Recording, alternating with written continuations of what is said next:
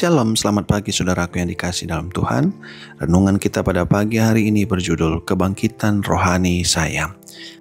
Ayatnya terdapat dalam Galatia 2 ayat 20 yang berbunyi, Aku telah disalibkan dengan Kristus, namun aku hidup. Tetapi bukan lagi aku sendiri yang hidup, melainkan Kristus yang hidup dalam aku. Keterangannya demikian. Peristiwa di mana ibu saya bunuh diri sangat mengguncang hidup saya. Reaksi pertama saya adalah kaget, kemudian penyangkalan, lalu kemarahan. Bagaimana dia bisa melakukan ini pada saya, pada anak-anak saya, lalu rasa bersalah, mengapa saya tidak melakukan sesuatu yang lebih? Saat saya mencoba menyatukan bagian-bagian hidup saya mempertanyakan peran Tuhan dalam penderitaan ibu. Dia menderita manik depresif dan pilihannya untuk mengakhiri hidupnya. Secara membabi buta saya hanya melihat dua pilihan. Satu, Tuhan tidak menggenapi janjinya untuk tidak membiarkan cobaan apapun melebihi kemampuan ibu. Atau yang kedua, ibu hanya gagal. Apapun yang terjadi, itu adalah situasi yang kalah. Entah Tuhan atau ibu yang menjadi kacau, dan kesimpulan itu hampir menghancurkan hubungan saya dengan Tuhan. Selama 1 atau 2 tahun berikutnya, saya benar-benar bergumul dengan kehidupan rohani saya. Melihat kembali ke belakang, saya pikir itu adalah kombinasi dari kehidupan rohani saya yang relatif steril sebelum kematian ibu, bunuh diri, dan pertanyaan selanjutnya yang melintas dalam pikiran saya tentang peran Tuhan dalam hidup kita. Juga, saya menghadiri gereja besar yang impersonal, di mana saya tidak memiliki kelompok pendukung untuk mendengarkan, memberi semangat, dan menegaskan kepada saya kebenaran bahwa Tuhan mengasihi dan iblis menghancurkan. Saya malu untuk mengatakan bahwa saya hampir menyerah pada Tuhan.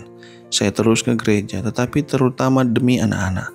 Meskipun saya sedang berjuang, saya tetap percaya pada Tuhan supaya anak-anak tetap terhubung dengannya.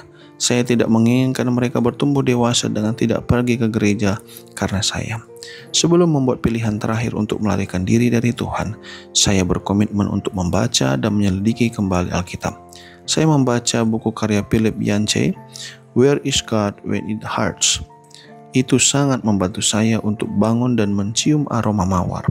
Keluarga saya juga mulai menghadiri gereja yang lebih kecil di mana saya terlibat dan berteman dengan orang-orang yang mengasihi saya, apapun yang terjadi, dan saya mulai terapi.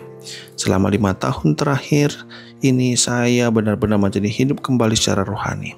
Saya mendapat manfaat dari 4 kelompok kecil, 1 kelompok pemulihan sekuler dan 3 kelompok berbasis spiritual.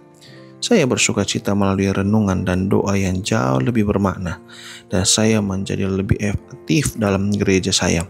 Sungguh luar biasa, suatu kebangkitan rohani bagi saya pribadi. Saya bertanya-tanya mengapa saya memerlukan waktu begitu lama, 30 tahun untuk terhubung dengan Tuhan. Ya Tuhan, Engkau sungguh baik. Engkau mempunyai pundak yang besar dan kuat untuk bersandar ketika saya merasa lemah. Engkau dengan sabar mendengarkan saya ketika saya mempertanyakan Engkau dan jalan-jalan-Mu, dan Engkau mengasihi saya bagaimanapun situasinya. Terima kasih. Renungan ini ditulis oleh Rob Thomas, bagaimana dia merasakan depresi.